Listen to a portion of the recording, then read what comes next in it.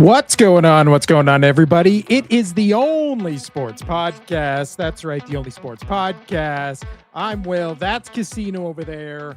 How are we doing today, Casino? Doing pretty good, man. Took a light day today at the gym. It was upper body, but I'm going golfing tomorrow, so I didn't want to screw myself up. My golf game is already terrible. I don't need it to be worse. They say a recession indicator is a shitload of people at the gym because nobody's working. Every single time I go to the gym now, it's the most packed I've ever seen it in my life. Yeah, what else are you going to do? It is insane. I don't understand it. And plus, it's also like just people. It's not like I go to a regular gym. It's not like everybody there's super jacked. It's like all just normal looking people. And I'm like, how was there this many people here right now? It's because I go to a giant gym and the parking lot is just filled with cars. It's like hard finding a parking spot. It's ridiculous. Well, I go to a gym that it's not like a EOS or any things like that where you do it yourself. I go to a gym that has like a personal trainer. It's like a group setting, but it is like a kick in your ass because like they're not just hoorahing you. They actually go and make sure you're doing it right, and they make you mod up as much as possible. They're like, what the hell are you doing with that weight? Grab this weight, or it's stuff like that. So I love my gym that I go to, and by God, today was so busy. It was so busy at the time slot that I went. I was like, there's no room. We were all kind of fighting for weights at that point. Yeah, it really sucked. I went in where I was like, oh, I'll do this and this. And then every other thing was taken. So I was like, all right, I'll just do this. And then I just left. Like usually there for an hour. I left in like 25 minutes because I was like, I'm not going to wait on every single thing I want to do. Yeah. But we are not put up the tripods and all of that shit. And yeah, I was like, I didn't wear my. I go to, you're not allowed to do that because it is a group setting and it's privately owned. And they're like, no, not doing it. Just stop. Well, see, I was like, why do I even bring my banana hammock to the gym if I can't even work out in it? It's like, yeah, sure. Just too full. Yeah, everybody gets a great look at it, but what's the point? I can't accentuate it, But we are here today, Casino, to talk about the rest of the NFC West, and that includes the Cardinals and the Super Bowl champion. Oh yeah, Cardinals are in that division, aren't they? They're a team that exists in this football era. Okay. Well, that's why the question for the Cardinals is, how bad will the Cardinals be? We'll get there. We'll get there. We'll get there. But before Arch Manning much?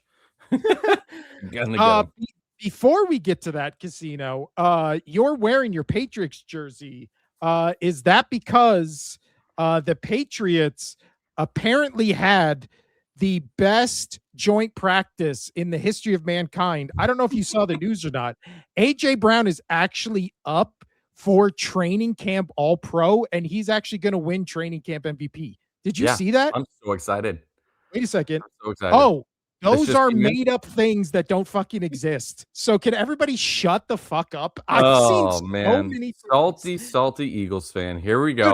Dude, I'm seeing Jalen Hurts training camp stats. You know what things I remember from training camps in the 20 plus years I've watched of football? Not a single thing. Not a single thing. You know what things I remember from preseason?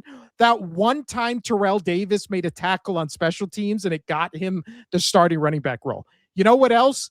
Nothing. That's it. That's the only thing that has ever happened in preseason that's of notable things that wasn't an injury. Can I ask you something? How's your sodium tolerance right now? Because you are salty as shit. Well, but I did love. Go for it. What were you gonna say? Go for it. I did love this play. I don't know if you saw this. This is peak. What is it? AJ Brown already in midseason form, because I don't understand what he's even doing right here. He gets the ball knocked out and he decides to throw it behind him in the air that then leads to an interception. That's a great interception. I mean, that is a great interception, but why does AJ Brown throw the ball? I don't know. I don't know. It's in his arm and then he throws it up and behind. It's weird. But regardless, I get what you're saying. I get the whole AJ Brown, but he is salty. He is saltier than you, and he. We thought that Stephon Diggs for the Patriots really had a chip on his shoulder, a salty ass chip on his shoulder, where he wanted to go and take some. That was the craziest thing I've ever seen at a joint practice. He was playing like he was in the Super Bowl. He was like, I'm going. He was playing better than he played in any game last season. It was wild. Again, I take all that with a grain of salt, but I do like to see the progression of other players and just the speed, the cuts, things like that, right? Because you can't really take too much out of joint practices or preseason, but what you can take about it is the skill level that you see, right? Mm-hmm. And it's the things that you see.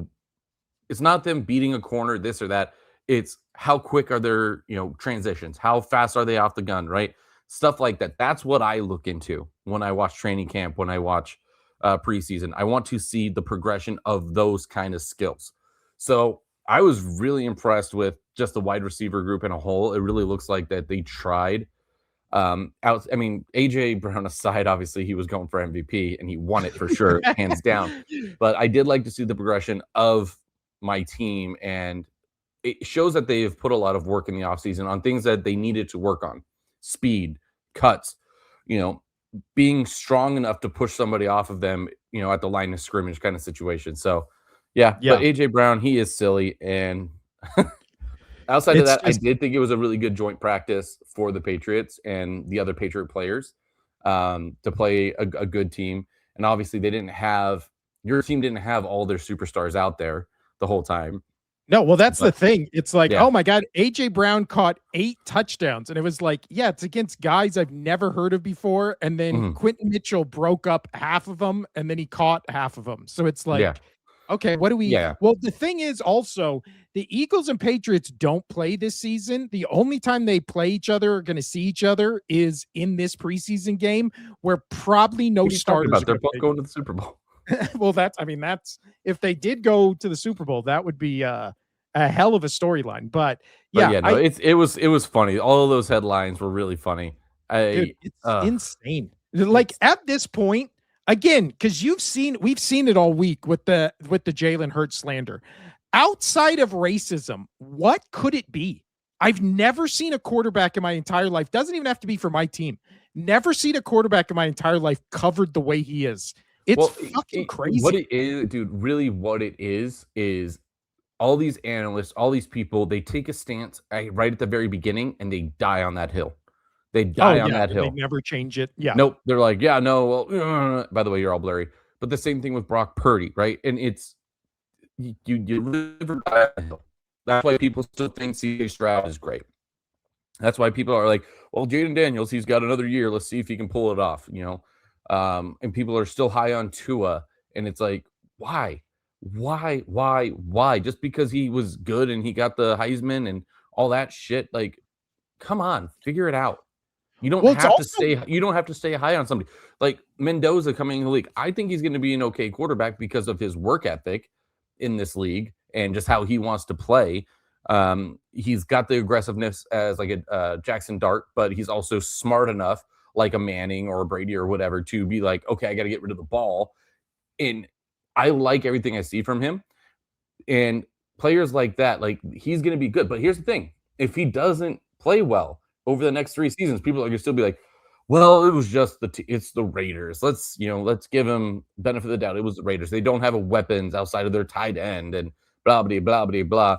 They're going to stick and die on that hill. So when it comes to Jalen Hurts, they're just like, okay, we said this from the very beginning, even though he has the 2 highest quarterback rating grades ever in a Super Bowl, they don't care. People are going to die on the hill that they set on and leave it at that. Right? Well, I completely agree. And the crazy thing is it's just like with Hurts, it's like he's been to 2 Super Bowls, won one. What is it? Had the MVP caliber season in the first time they went to the thing with the Chiefs. And then it's like, everybody's like, oh my God, he needs to prove himself. He needs to prove himself. And then they have guys who have done not even half of the things he's done in the league, a la Josh Allen, a la Justin Herbert, where no criticism is allowed of those guys. because it's just like, well, have you seen how they play quarterback? And then it's like, can somebody explain to me why Josh Allen and Justin Herbert and all those guys in that class, Jordan Love, where during the regular season, they have enough pieces on offense to put up great numbers. But then the second it gets to the offseason and they shit the bed and they get knocked out of the playoffs, then it's like, well, they didn't have any help. They had no help. And then it was like, well, how come the help was good enough 2 weeks ago, but now all of a sudden it's not good enough and they need, and also it's that thing I know we talked about on the Chargers episode where it was like, when is it that the quarterback is enough and he, can lead his team? And then when is it where, well, the quarterback doesn't have any help? Like, because the whole thing with Jalen Hurts is it's like, well, obviously he's playing this good. He's got a super team around him. And then it's like, yeah, but every year we do the super team thing. Like Matthew Stafford has had a super team around him the entire time he's been to LA. And he has never beaten Jalen Hurts, made it to half the Super Bowls Jalen Hurts has made it to. And what's the excuse? The excuse is like, oh, well, he doesn't have as good of what? He has as good of, if not better, weapons and teams than the Eagles have had. So it's that thing where it's like, well, Josh Allen, he doesn't have anybody. And it's like, he had prime Stephon Diggs. That's, again, it's like, well, he didn't have a great defense. And then they're like, the defense was top 10. Like last year with Herbert, it's like, had a top 10 defense, one of the best coaches in the league, had a great offensive line. And then it's like, yeah, but he didn't have the best wide receiver in the league. And then it's like, why does he need that? I thought he was great. I thought he was the best quarterback in the league. Like, it just, the discourse makes no sense. I don't understand it. And it's one of those things where it's like, you're watching these things and it's like people in talking about training camp or practice are like, wow, he threw 5 interceptions. And then it's like, okay, but you realize he threw 5 interceptions all last season. This is practice. You don't think he's just trying shit out to see what works? Like, It's practice. Who gives a shit? Like, I've never seen, when I saw the training camp stats, I was like, this level of like hate, I've never seen it before. In sports, I've never seen it before. It's fucking crazy. It's weird, man. It's weird. And also, you've never seen that much hate in sports. Just watch the current WNBA. Well, that's the thing. It's like we're people are acting like Jalen Hurts has the personality of like of Angel Reese. It's like Jalen Hurts, he just goes to the mic and he's like, oh yeah, I need to work harder. And then he never says anything. And then everybody's like, look at this piece of shit. All he does is be a good guy. Like he barely weird, talks. Like, yeah. I told you I just rewatched the Super Bowl of the Eagles beating, like the mic'd up Super Bowl of the Eagles beating the Chiefs. And dude, he wasn't mic'd up, but he was around a lot of mics, and like all he was doing, dude, was just straight. Yeah. Okay. And then he was just like, hey man, thanks for helping us get here. You were a big part of the team. Yeah. Like that's, and it just goes up to Barkley. He's just like, thanks, Barkley. You were a missing piece. Cool, man. Thanks, bud. Bye. Yeah. Like the most low-key nothing personality ever. And it's like, I fucking hate this guy. As if he has like Johnny Manziel's personality. It's weird. I don't understand it. But that's been your weekly Eagles Patriots rants. So now why did you guys make them play in the practice field together? You knew we were going to talk about it. I know. 2 weeks, two episodes in a row. Well, especially when they don't play in the regular season. So it's like every single storyline needs to be addressed this week. Yeah. Where I already saw on ESPN where they were like, Jalen Hurts and AJ Brown were seen talking on the field. And then there was a whole segment about it. And it's like, guys, it's over. Whatever you wanted to happen happened. He's off the team. They're playing against each other. AJ Brown looks like my biggest question, what were you going to say? Sorry. Oh, I was going to say, I saw on ESPN, Kyle Brandt, who I actually really like, and I like when he's on the rewatchables. I saw Kyle Brandt say, AJ Brown going to the Patriots is equivalent to when Randy Moss went from the Raiders to the Patriots. And I was like, all right, the discourse has reached insane levels. Like we've gone too far. This is insane. That'll never happen again. No. Also, maybe Randy Moss might be the best wide receiver in NFL history. Like just in terms of game breaking ability, his I size, just watched the speed, whole thing of combination. highlights of him and Brady, dude, and it was silly. It was silly that they did not win that Super Bowl, dude. It was, Yeah. oh my Like god. again, I'm an Eagles fan. I loved AJ Brown when he was on the Eagles. There's no world you could make that comparison. It's never. It will No. never. You'll never see a wide receiver like him again. No, and Even you will never Jamar see Chase, you're like, and you will he's never see a great. wide receiver like him again with the greatest quarterback of all time as what, like, dude, that was the dumbest combo in NFL history. It was so stupid. Yeah. It And it's was literally so only stupid. comparable to Montana and Rice. Like Probably. that's it. That's the only comparison. Yeah, those Like, two are just connected like crazy. I totally agree. That's why I loved rice growing up, right? Like Yeah. I loved eating it. No, I'm just kidding. But I Jerry Rice was one of my favorite players as a kid. Even though I was a Patriot fan, I was still drawn by Jerry Rice. He was so much fun to watch. He was so much fun. Yeah. But anyway, that's a great comparison. Oh man. Well, let's move on. Whew, I had to get that out. I was holding that in for 2 days, and I was like, I got to get this out. I could tell. I got to get this out. This podcast is just therapy for when I get so angry at sports things that I just have to rant and rave about it, and then I'm good. Yeah. Whew. How about I mean, if you want to get into it, you want to still rave. How about our favorite NBA player signing a 3-year deal with the Cavaliers? Cavs. Yeah. Great. That worked out so well last year and for James sucks Harden. Because dude, 3 years we too. like the Cavaliers, and you just ruined them. You just ruined that young team. Go fuck yourself. Well, can't wait to revisit this in that wild card round exit coming up, where they are the 2nd seed in the East all year, and then all of a sudden they're just out. They just lose to fill in the blank team they're way better than. It makes no sense. But all right, let's first start Casino. We were gonna do NFL previews on the show. We're still gonna. So this was a 20-minute prequel to that.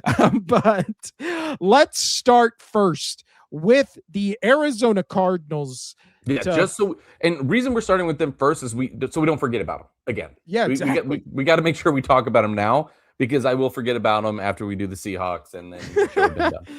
Forget this as Arizona Cardinals last year, they are an NFL team, in case anybody forgot. They went 3-14 last season, 4th in the NFC West, to the surprise of no one. But I will say, looking at the numbers, preparing for this episode, I will say offensively, they were much better than I remember them last year, because offensively, they were 19th in total offense with 325.8 yards per game, 22nd in scoring offense, 20.9 points per game. But then you look at it, they were 7th in the league last year in passing offense. So they had the 7th most passing yards last year, led by Jacoby Brissett. That's pretty impressive. Well, he had that one game, dude. Remember? He had that one game where you just went off and he set that record, whatever it was. He is I don't remember what the record was, but I remember that coming across. And I've always liked Jacoby Brissett. I really have. Yeah. We've talked about him before, where it's just one of those guys where you go, I would like that guy in my team. Now, maybe not my starting quarterback, but I would like him to be the backup quarterback on my team. So when it comes to quarterbacks for the Cardinals, I mean, you don't have a big list, right? You have Jacoby Brissett, you have Gardner Minshew, and we love both. We love the stash. We love the stash so much. And again, I love Jacoby Brissett. I loved when he played for the Pats. He was a very good, like, third down kind of guy, quarterback sneak. He's strong. He's elusive. I really like him. And I thought he was a much better quarterback than most people did when I would talk to other Patriot fans. And you know what? Everywhere he's gone, the Colts, all these other places, he's gotten the start and he's done well. Like, he is a really good backup in this league. I mean, again, backup. It sucks for the Cardinals because they have only Brissett and Minshew, and then they got their 3rd round draft pick rookie Carson Beck, who apparently is doing okay. But I mean, in that preseason game, he looked good. Carson Beck looked good, but again, do you think he's the future? Like, probably not. I wouldn't be starting him over Minshew or. I mean, unless you're tanking. If you're tanking, have to, I would. But with the Cardinals at this point, you have 2 veteran players, right? You have Brissett, you have Minshew that are above you. Learn from them, And maybe in 3 years, when they're getting rid of Brissett, Minshew, whatever, then you have your role, and that could be your team, right? Just keep progressing, keep getting better. Show the coaching staff that, hey, I am your future as a quarterback. Bring in other quarterbacks in the draft. I don't care. I'm going to outplay them because most likely, I'll say it, most likely they're going to get one of the top three quarterbacks in this draft coming up. But yeah, dude, you've got to show that you can do it. And this is going to be a very kind of the same team last year. They had 3 wins. They were 3-14. I really think it's going to be the same thing, even though they brought in sorry, with the Mike LaFleur signing, last year. This team can be good in the future if they actually put their stuff together right, but I don't think so. I just don't think they can get it done. I just don't. Well, and the thing you were talking about with Jacoby Brissett, it was that week. I don't know. It was the November 16th matchup against the 49ers where he threw for 452 yards and completed 82.5% of his passes. That's crazy. How many passes was it again? He threw the ball 57 times and completed, I think the record was he completed 47 passes. That's so many. That is insane. That's and again, awesome. Good for him. They lost that game by 20 points, but that's impressive nonetheless. That is a crazy stat line to put up. And you want to know what's the craziest thing is the biggest news for the Cardinals. This is what scares me about this team. The biggest news for the Cardinals, there was 2. Kyler Murray leaving, right? 7-year run in Arizona, concluded, gone, whatever. He's out, right? I think that's good for the franchise, getting him out of there. I like Kyler Probably Murray. Good for him too, to get out of there. It's great for everybody. But you know what? I think Arizona, they could have had a better team over the past 7 years, but Kyler Murray, after his year 2, he just did not give a shit there anymore. He just did not care. And you still stuck with them for 5 more years. I didn't like that. I didn't agree with that. Gross. Anyway, him. So that was one big news. And then what's crazy is the only other big news in the offseason is you have that flagship football trading card thing, right? And that's it. Yeah. The whole trading card thing. I hear more about that with the Cardinals than I actually do their team.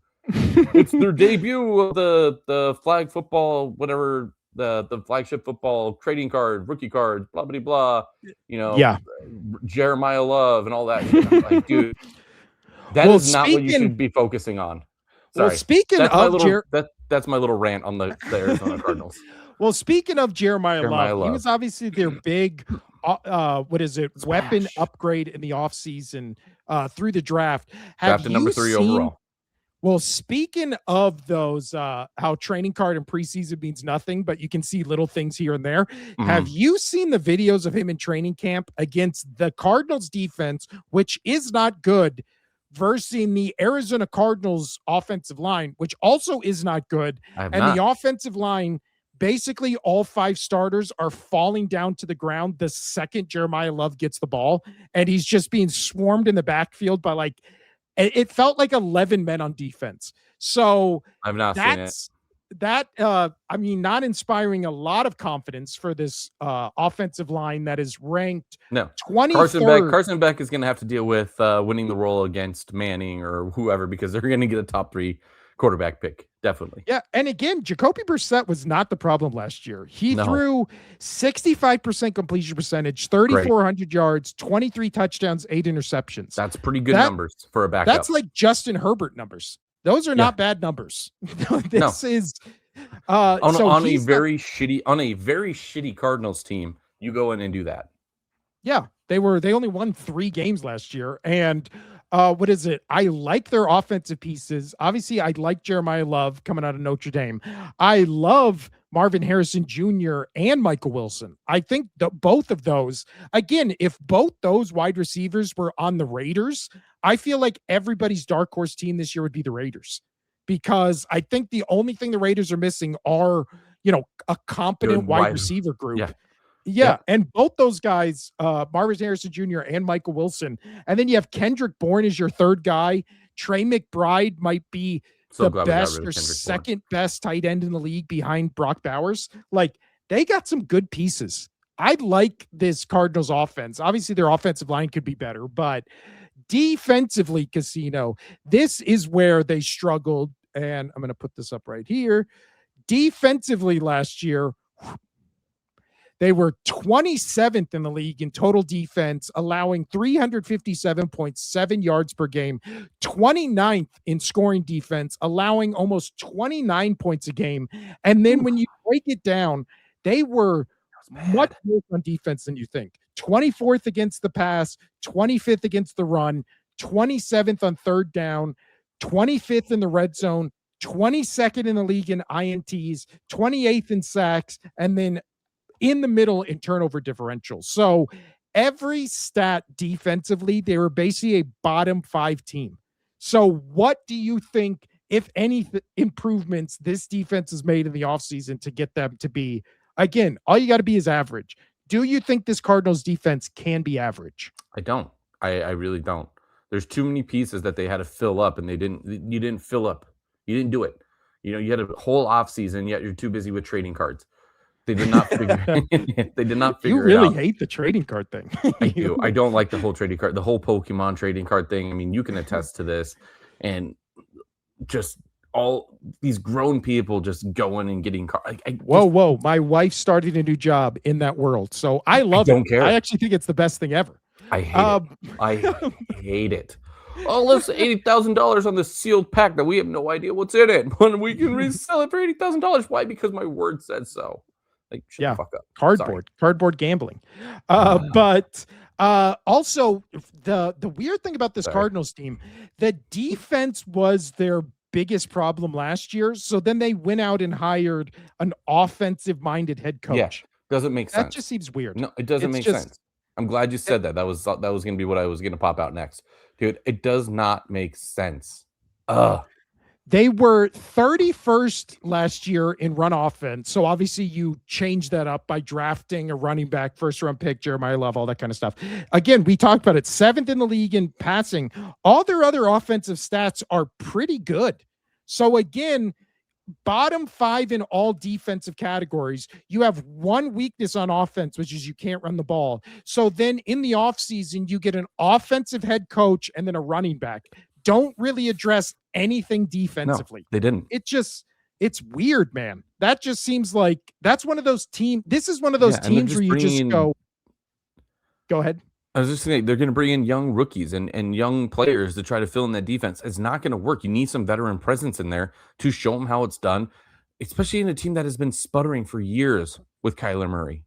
Yeah. Well, and then you look at all their offseason signings, and it's like offensive lineman, running back, wide receiver 3, backup quarterback, offensive lineman, running back, cornerback. Out of everything they signed like 2 new guys on the defense. Like, that's it. Like, this team, again, you wonder why teams are bad for such a continued, couple of years, like one after another. And then you see their off seasons and you go, oh, because they don't address any of their problems. No. Like, yes, the running back was an issue, but that's one pick in the draft, which, again, everybody loved that pick. So then why are you not spending all offseason being like, hey, we should probably address our bottom 5 defense in every category, and then instead being like, actually, let's spend our money on backup offensive linemen, third string running backs, backup quarterbacks. And this is why bad organizations stay bad. Yeah, that's the makings of another 3-14 team. Like, the question is, how bad will the Cardinals be? Like, so bad they're going to be in contention for the number. Wait, hold on. Ask that again. Casino, how bad will the Cardinals be this season? I don't know. How bad? We're just going to let that joke die. we're gonna Waka waka. They're going to be so bad. I love that. Thank you for that. So there's a lot of times, like in the group chat, our guys' friends group chat, I'll say something and it doesn't land, and then I'll just put that gif of Fuzzy Bear going waka waka, and it makes me laugh every time. Laugh every time. And then the running joke is everybody just posts the boo this man. This man. Or nothing at all. I feel like the nothing at all is more devastating It is. because it's like it didn't land And so not even much. people and nobody even laughs at the Waka Waka, but it makes me feel good every time. A lot of Waka Wakas. A lot of them. But you know what? That's also going to be the Cardinal season this year. A lot of Waka Wakas. That was the setup. Well done. A lot of slow that. Waka Wakas to the locker room after you just got annihilated. It's just going to be a lot of sadness this season, Casino. And again, last year, And you thought that joke was good? no, I just thought it was a good transition. Okay. But last year, we got in a lot of arguments with Arizona Cardinals fans. Oh who my were gosh. like, They're still what on are our you shit talking list. about? Gannon's a great coach. Kyler Murray's going to have a bounce back season. No. This team's poised to be great. I would love to hear those same people this year defend this Cardinals team. Like, again, we just If did you the want to numbers. defend Jacoby Brissett or Gardner Minshew, go for it. I love those guys. Well, also, it's like we already did the numbers. Jacoby Brissett had a good season last year, and they were still a 3-win team. So if you go, oh, well, Jacoby Brissett's going to be good this year, it's like, yeah, we saw that. We saw him be good, and that equated to 3 wins. So when you have to outscore, again, when you're throwing for 900 yards a game and you're still losing by 3 touchdowns, that should tell you something.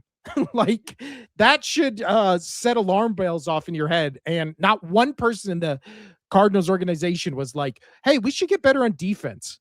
Like this is, again, in fantasy, stay away from every single if you do the independent like defensive player draft, which I've never understood. I don't like that at all. Like I tried to do a couple of those leagues. By the way, or whatever. I tried to look into the draft for ours coming up on Sunday. Dude, you say Yahoo is so much easier to navigate. You're gonna have to explain it to me, man. I will. I don't get it. I like Yahoo. I like Yahoo. But no, have you ever tried to do one of those fantasy drafts where you also pick players on defense? No, I will never do that. I tried to do it one year, dude. I couldn't do it. It's too hard. Whoever came up with fantasy football and just decided to put all defense together. Because if you don't get Myles Garrett, you're done. Yeah, pretty much. It was like, it was literally like 5 guys. And it was like, if you don't have one of these 5 guys, it doesn't matter who you have on defense. It's all just a crapshoot. It was too inside football where I was just like, this is too much. Like this is way too much. But let's move on, Casino. Yeah, that was way too much talking about them. About a Seahawks that are really going to be maybe the most irrelevant team in the league this year. Like you mean who would be Cardinals? Who would be in contention? Because again, we already did the AFC South where you're like, at least the Titans will be interesting because of the 2 coach thing. No, the Dolphins. Oh, that's true. When we get to the Dolphins, it's really going to be a race to the bottom between, because again, the Jets at least have something going. Yeah, they got a good. I really like their offensive pieces. They just need a quarterback. Yeah, a quarterback and a city that actually gives a shit about them. Yeah, I really think it's going to be Dolphins or Cardinals. If gun to your head, who do you think is going to have the number 1 pick between those 2? Dolphins. I think so too. Because at least with Jacoby Brissett, that's can win exactly my games. point. Exactly my point. Jacoby Brissett's going to go out there and beat his own record and throw 50 completions and crush it. Yeah, and then if they need to, they'll bring in the stash. Oh, Gardner Minshew, great stash, great hair. But I think that video I sent it was my little brother running, and he was like doing the face selfie as he was running, and he had his mustache and his long hair with the headband. I do remember that. Dude, yeah, that image, that little video is so ingrained in my head that whenever my little brother changes his hairstyle all the time, grows facial hair, and then he's always changing it up. But he had it once where it was like parted in the middle kind of situation, headband, and then the Gardner Minshew mustache like that came. Oh, dude, it was so it's funny. a good look. Yeah, I'll tell you what. I found a video where Minshew was running, and I put them side by side, and it was hysterical. My little brother became Gardner Minshew without even trying, because he's not a big sports guy. He's more extreme sports because he does all the mountain stuff and this and that, dirt biking, snowboarding. So when it comes to football, he would have no idea who Gardner Minshew was. But I'm like, dude, you became him. Anyway. Oh, this is an interesting comment right here. Not if the Falcons say, hold my beer to race for the number 1 pick. That would be a dark horse candidate to be a bad team. Because again, Michael Penix is injured. Tua already lost the quarterback battle. if Tua just looks like absolute ass, like that's going to be a rough team. It is, but they have too many good weapons, right? They have too many good offensive weapons. Well, I mean, that's honestly why I would pick the Cardinals over the Dolphins, because the weapons on the Cardinals have an offense is like elite. I think they bona fide top 10 wide receiver, top 2 tight end in this league. Who Jeremiah Love. I mean, don't get us wrong. We do agree that the Falcons could be trash this year because they don't have a quarterback, and that's why we're going with the pick that we're going with. But offensively, they still have good pieces. That if you have a quarterback out there that, if Tua like gets his 30-second lapse of knowing who he is and where he's at and what he can do, and he throws a decent football for once in his last 5 years, then they might have a little shot to win a game or two. But yeah, and the Falcons will be bad, and I will hold your beer. You can make that. I might drink it, but I'll hold your beer. Well, also, looking at the notes I took for when we did the Falcons episode, the Falcons defense is much, much better than the Dolphins or Cardinals. Or the Cardinals. Going into this year and all of last year. So, and offensively, they were 8th in the league in rushing yards, 19th in the league in passing. They were, again, a good offense with bad quarterback play. So, because didn't Jacoby Brissett lose that game? Which one? The one where he threw all those completions. Yeah. They lost by 3 touchdowns. Yeah, it's crazy. So you can have somebody set an NFL record, but still lose because the defense is bad. So yeah. And again, Falcons, as bad as the Cardinals were, Falcons won double the amount of games the Arizona Cardinals won last year. Double. Like not like a couple more. Double, and then add one. So or no, let me ask you, are you a Bucks fan, a Panthers fan, a Saints fan? Which one are you? Anyway. This is for, by the way, that comment was by Howard Ma 747. So thanks for the comment, buddy. Yeah. Now also, last thing on Cardinals is, we try to move off of them and we've already moved back to them. Well, this is actually just a Gardner Minshew question. Has there ever been a quarterback who has coasted this long just on vibes? Because he was a decent quarterback the 2 years he played in Jacksonville, but ever since then, since 2020, he went to the Eagles for 2 years, the Colts for 1 year, the Raiders for 1 year, and the Kansas City Chiefs for 1 year. Now he'll be on his I can tell you right now, currently Kirk Cousins. Everybody loves Cousins, and he's vibing. But at least Cousins would put up numbers. Like Minshew didn't even really put up numbers. It was just vibes. Right. That's fair. It was just the mustache. And he still got vibes. I know. And again, when he was with the Eagles and then Hurts got knocked out and Minshew came in, I was like, here we go. And then he did nothing. And I was like, damn, I was so excited for Gardner Minshew. You wanted to ride the stash. Yeah, and then he did nothing. But now, Casino, let's move to the polar opposite. From the worst team in the league, potentially, to potentially the best. And that is the reigning Super Bowl champions, the Seattle Seahawks. I'll give them a clap.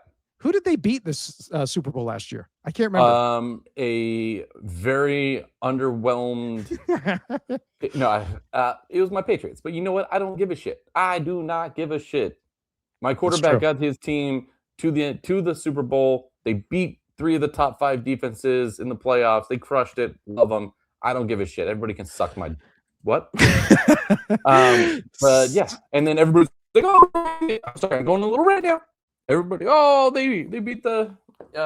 They had all these this easy schedule, historically easiest schedule since 1999. Well, guess what? They blew teams out. They absolutely blew the teams out they were supposed to. So suck it. Boom. Moving on. But props will props are due. I like Sam Darnold. Good on him. They won the Super Bowl. And can they run it back with this team? Yes. Even without their running back. See what I did there? Let's go. So the Seattle Seahawks last year went 14-3, won the Super Bowl, first in the NFC West. They did that in large part to their defense. But first, let's talk about their offense, Casino, led by a little man named Sam Darnold, actually a big man. He's pretty fucking big, dude. Yeah. Their offense last year, 7th in the league in total offense, 351.4 yards per game, 3rd in the league in scoring 28.4 points per game, 14-3.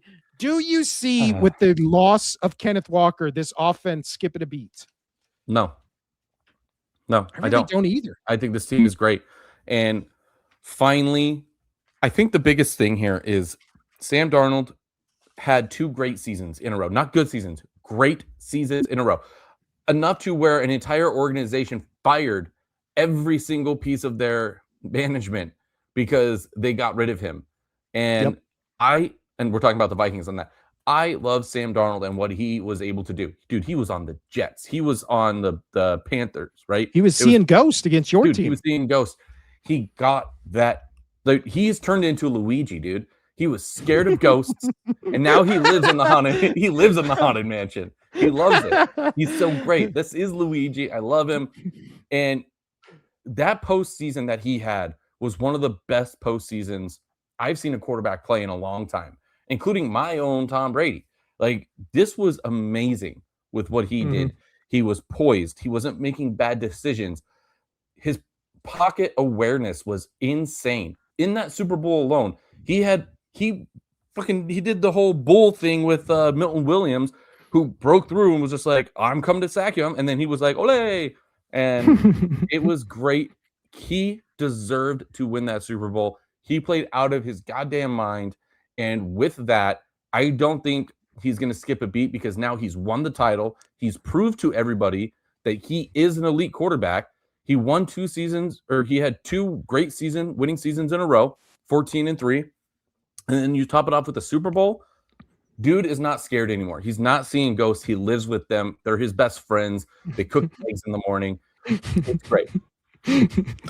Yeah, with the Vikings, 35-12, 66% completion percentage, 4,300 yards, and they just let him walk out the door. That's crazy. And then we had to endure, and then Vikings fans had to endure an entire season of 9. So you went from Sam Darnold, 14-win season, 66% completion percentage, 4,300 yards, 35 touchdowns, to a guy who had a good quarter of football the entire season. Dude. But then he goes to Seattle last year. You were not kidding about the postseason. I forgot how good he was in that postseason. Dude, 62% completion percentage, 672 yards, 5 touchdowns, no turnovers. 102 quarterback rate, or I'm sorry, 70% quarterback rating, passer rating 102.4. He was so good. And that's over 3 games. That's like astounding. Those are really great numbers. Those are good numbers. And not only are they good numbers, is the teams they had to play. Right? That's what was amazing to me. Outside of the 49ers. The 49ers they destroyed because they should have destroyed them because that 49ers team was damaged. But then again, beating the Rams for the 3rd time or the 2nd time that season, playing your Patriots in the Super Bowl, it was, he just, and again, Sam Darnold's also one of those guys where everybody was rooting for him to have that kind of season, right? Sam Darnold was a guy where everybody was like, oh man, he got drafted by the Jets. Nobody wants to play for the Jets. And then he escaped. He learned how to play quarterback in the NFL. And then when he was given the opportunity, never looked back.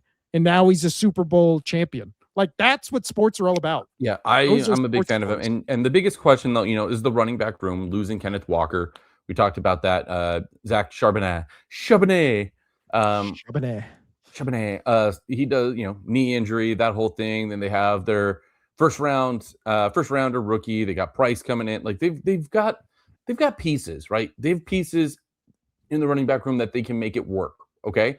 It is their offensive power with JSN. And I do think JSN is going to be a Hall of Famer one day. I really do. Dude, he's so good. He can get away from the coverage so easily. And that's all you really need. To be an elite receiver, it really comes down, can you make just enough separation to get the ball? That's it. You just have to, and he's mastered that, in my opinion. Mike McDonald, he was a candidate. He was a very close candidate to winning the Coach of the Year last year. Very close. And I think the only reason he didn't win that was because Vrabel took a team that was super shitty and turned them good and got them to where they were. That's the only reason. And they were Patriots were undefeated on the road. that whole situation. But Mike McDonald, amazing coach. What he has done with this team, it's awesome. It's absolutely awesome. And I don't think they're going to skip a beat. This team is going to go out there, and I don't think they'll beat the Rams this year. I don't. Well, see, the big thing with this offseason, the big question mark to me, because I agree, I don't think when this team had Kenneth Walker III, they never used him as their main back, as the guy where they were like, let's put the team on our shoulders and you just carry us to a title. That happened very late in the season when other running backs were injured. So they never, when they didn't re-sign him, it was, I still think, a mistake. But it's also one of those things where you go, well, the organization never viewed him as like this, Derrick Henry, Saquon Barkley. Yeah. Derrick Henry, Saquon Barkley, like stand-in, can be the best running back in the league. The organization never viewed him like that. So them letting him walk and then just drafting a rookie to basically have like this running back by committee, that's kind of what the Seahawks team wanted to be. Like they're going to have Charbonnet for the short yards. They're going to have the second running back from Notre Dame as the, kind of cleanup guy. And then they're just going to go from there. Now, the thing they did change, Casino, is their offensive coordinator obviously went to the Raiders to be the head coach. They hired Brian Fleury to be their new offensive coordinator. He came over from the 49ers. As an Eagles fan, I'm having like PTSD flashbacks of every year just changing the offensive coordinator and the offense just being wildly either consistent for a season and then inconsistent for a season, consistent for a season, inconsistent for a season.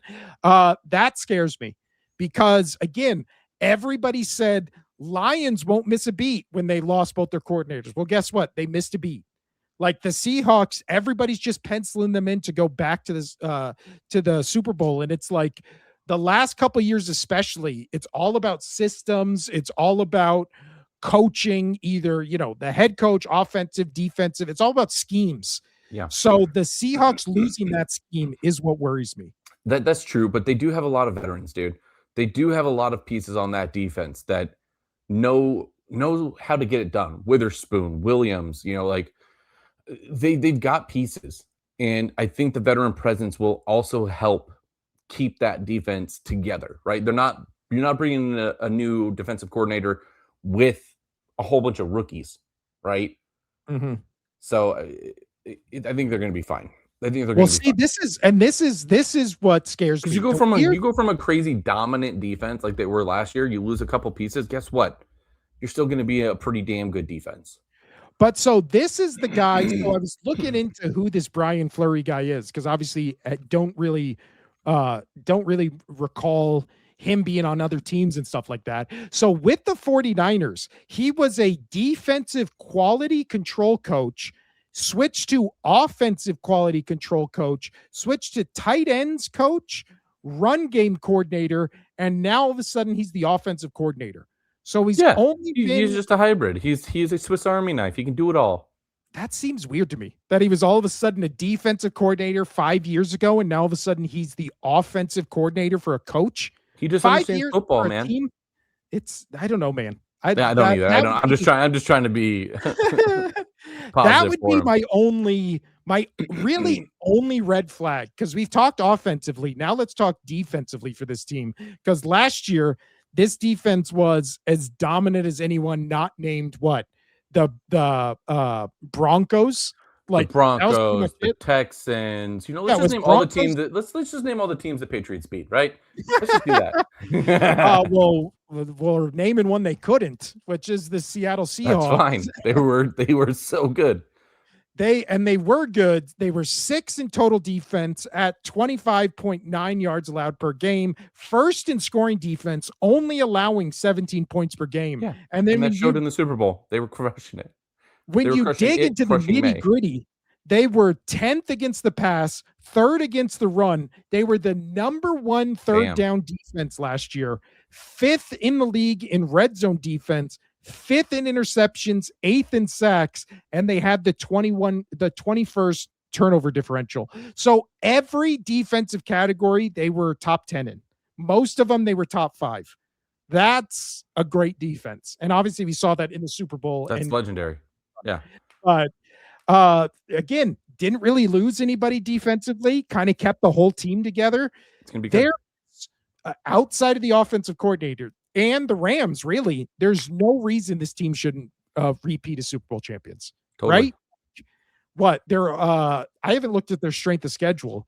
It's tough. They've got one of the hardest, yeah. So I don't remember what it was, but I think they're in the top 5 if I remember. Obviously, they should be, right? They are not. They are 14th. Oh, never mind, then they're fine. They're in the middle of the road. Super Bowl champions just getting a middle of the road schedule. They're fine.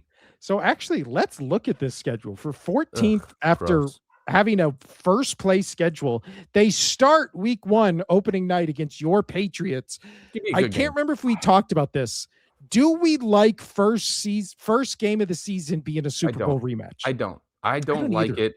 I don't like it. Be the Super Bowl winner with a division rival. Dude, if it was Seahawks Rams, dude, and you could be like, this might be the NFC title game. Let's see what we got. Let's go. That's my voice. I hated this last year when they do it. I hate it this year when they did it again. I do think this is going to be a much better game, though. I don't know if the Patriots will get. I don't know if the Patriots will get the win off of this, but I really do think that this is going to be a much closer game, just with the pieces that the Patriots brought in offensively and defensively, especially in the trenches. This is going to be fun. I think it's going to be a really good opener, but I still don't like the opener being the repeat of the Super Bowl. Well, again, the Seahawks, their season, they play the Chargers, they play the Chiefs, they play the Broncos, they play the Bears. There was much more interesting matchups that, again, the Rams, they did it last year. I hated it. They're doing it again. They play the Rams week 16 and week 18. I hate when they do that. I hate when they do the division games where it's like, oh, they actually play the same team 3 weeks or within 3 weeks of each other, and then potentially in the playoffs again, like what happened last year. It's like, put the divisional game. It really might come down to, it's going to come down to those games, and they want people to be like, okay, this is late in the season. A lot of teams are either finished up or, they're not really fighting for anything. And here we go. This is going to decide the NFC. But I'm just saying, play the Rams in the first 5 weeks and then play them again in the last 5 weeks. And then maybe we'll see them in the playoffs. Spread them out. I don't like we're playing the same team within the 3 weeks of each other. Last year, wasn't it like they played them on Thursday night, they played them 2 weeks later, and then they played them 3 weeks later in the playoffs? I don't like that. Stretch it out. I mean, I didn't like that, but the games were amazing. I mean, that is true. That was one of the best triple header games between two teams I've ever seen. It was so goddamn good. Yeah, that is true. But after your Patriots, then they go Arizona, Commanders, win, Chargers, win, 49ers, win. And then I don't know. That one might be tough because the Niners might still have some pieces still at this point. Maybe. I mean, that is true. It wouldn't. This little stretch right here where they go Chargers, 49ers, Broncos, Chiefs, Bears. That's going to be a nice stretch to see if this is the same team from last year. 100%. Especially offensively, because they're going to play, again, Chargers had a top 10 defense. Denver had the best defense, and Kansas City still had a top 10 defense. So that's going to be a good test. Then after that, honestly, the back half of their schedule is not bad at all. They play Cardinals again, Raiders, 49ers again, Cowboys, Giants, Eagles, and then they play Rams twice in Carolina to end the season. So that's not a bad schedule, honestly. I think, again, being middle of the road with pretty much everybody returning except the offensive coordinator and your running back, how do you or why do you pick the Rams over this team to go to the Super Bowl in the NFC? Because again, you're not alone. A lot of people I feel like the luck that the Seahawks got last year, and again, a lot of it comes down to that 2-point conversion. Yep. The Rams were beaten. Like, I just don't see it happening again. I don't see it happening again. And again, Yeah. the whole reason, and I will admit it, the whole reason I picked the Seahawks to have a slight edge over the Rams last year was because I was worried about Stafford's back. Obviously, that didn't fucking matter. And if I knew Stafford didn't have back issues and was going to be just fine for the season, I would have picked the Rams over the Seahawks. Yeah. And I would have been wrong. And I would have been wrong. Oh. Yeah. I don't know. Again, I think it's just one of those things where it really comes down to what flavor ice cream do you like? Like there's chocolate people out there, there's vanilla people out there, and it really comes down to, do you like what you see with the Rams better, or the Seahawks? Because really, and then there's the mint chocolate chip people, aka the Cardinals. Well, I would say what's a gross flavor that only like 5 people like? I thought mint chocolate chip was one of them. Oh no! See, I love mint chocolate chip. I love it. It's so good. Let's see here.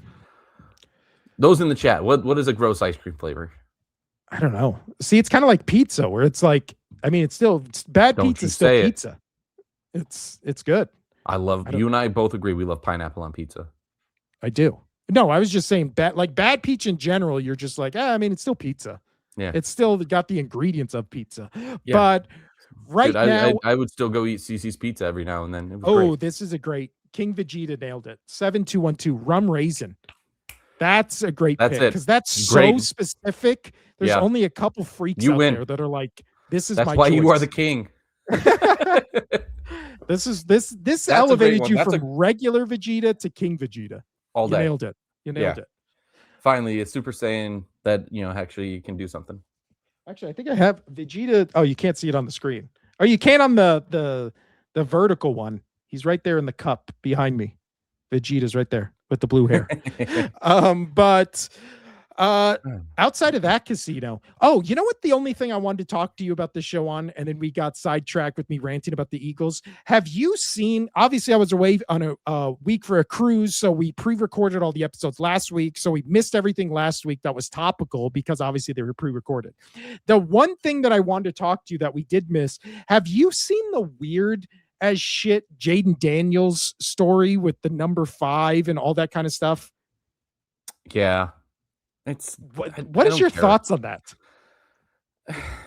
Just get over it, dude. It's a number. So for thoughts. Anybody, I really don't care. If you've been living under a rock, this is what happened. You got to focus on winning football games, dude. This is the best breakdown of it I've seen, which is yesterday a report dropped saying Jaden Daniels sent a cease and desist to the school where he won the Heisman, LSU, to prevent them from using his name, image, and likeness. Most saw this as a weird move because college football terms usually use big-time players awards to help recruit and build the tradition of the program. It was then later reported that he was upset the team had given the number 5 to a new player. Later, Jaden Daniels denied this and felt he wasn't given the same respect as other recent Heisman Trophy winner Joe Burrow. Burrow led the Tigers to arguably the greatest ever season in college football in the national championship. I agree with that. During his Heisman year. Daniels had a 9-3 record and actually sat out the team's bowl game.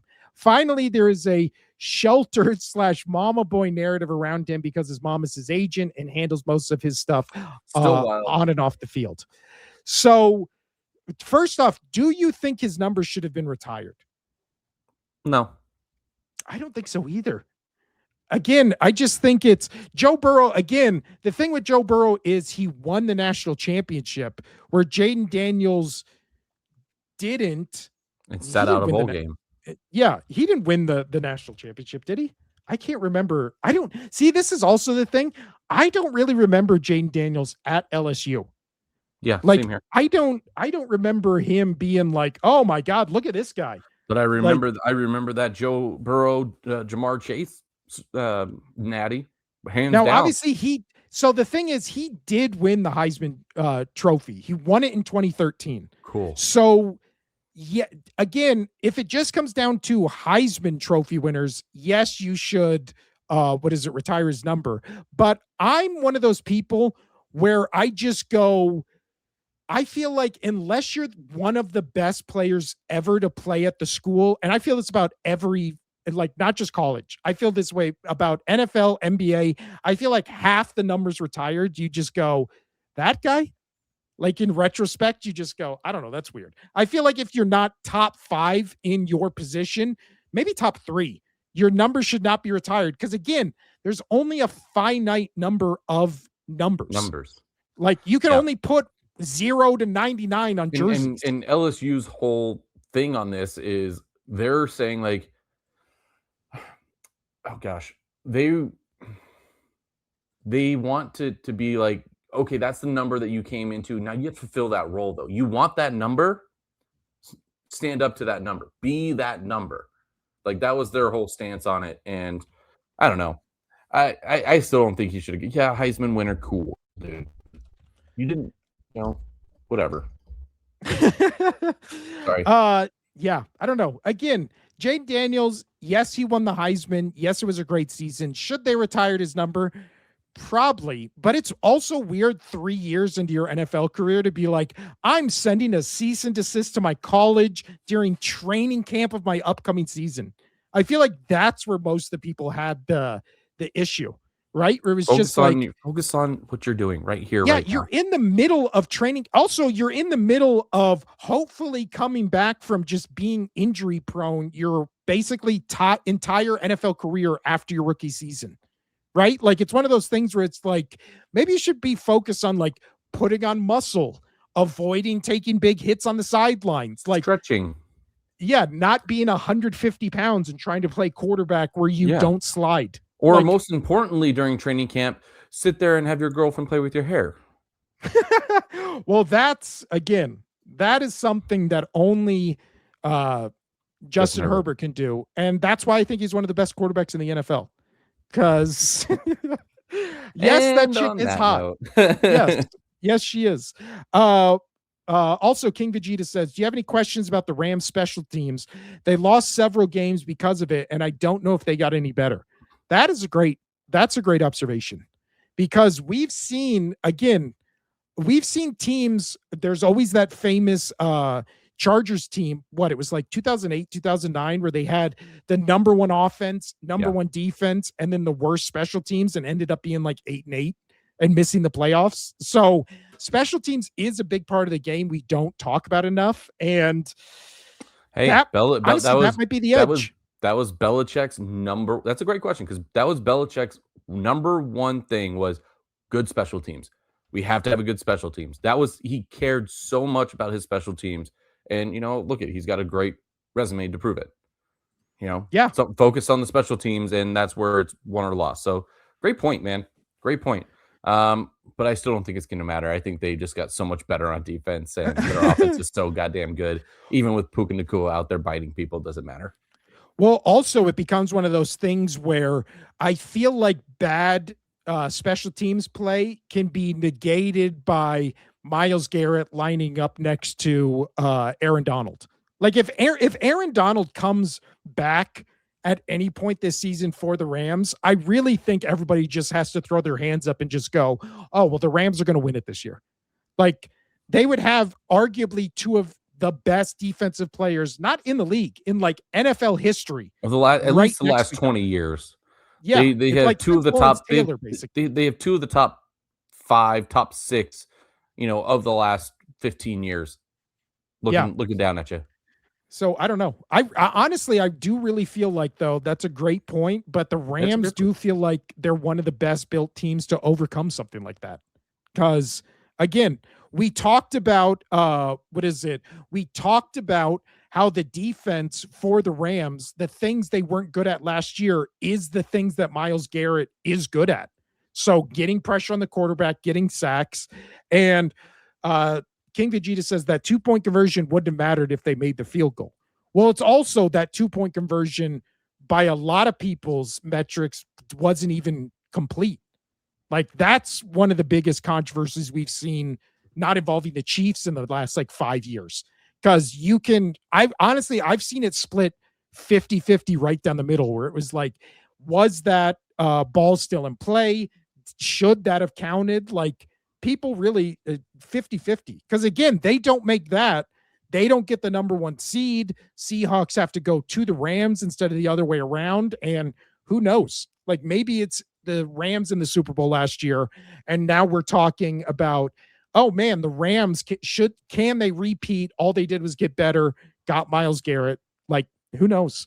But King Vegeta, you're MVP of the show today.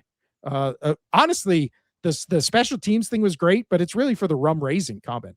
That was a great pool. Great pool on rum raisin. But on that note, anything else to add, Casino, or can we get out of here? We can get out of here. All right. This has been the Only Sports Podcast.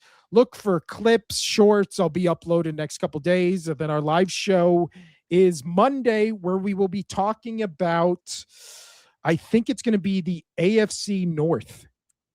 Yeah. AFC North, AFC East, NFC East, and NFC North, the only 4 we haven't done yet. So we'll do those next couple weeks, and then football season's here. So there you go. Nice. I'm Will. That's Casino over there. We're the Only Sports Podcast. See you on Monday. Adios.